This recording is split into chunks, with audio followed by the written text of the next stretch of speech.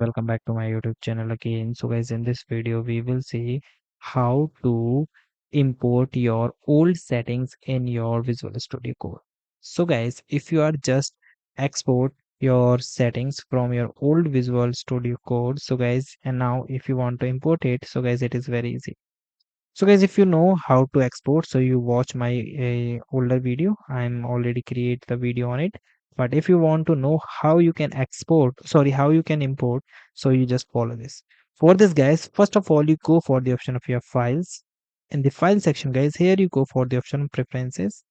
In the preferences, guys, here you see the option of profiles. Okay. Now you click on the option of profile. In the profile section, when you click the option of new profile, so first you create your new profile and here enter your name.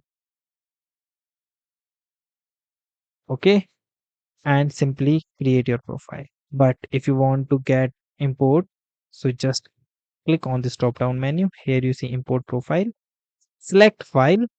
Now here you see that this is my default setting profile, and now I'm simply profile is already been created. So you want to discard the new one, so discard and create.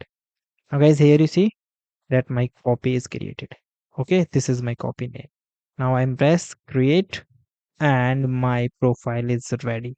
Okay, all the settings, all the extensions, all the files, profiles, everything is now in my copy.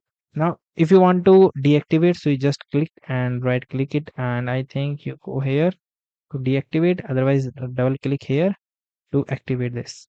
Now here you see this is active. So this is the simple way that you can do, and all my extension is start downloading and you can check. So this is the simple way that you can do. And guys, thank you and have a nice day, and guys, subscribe our YouTube channel for the further informations.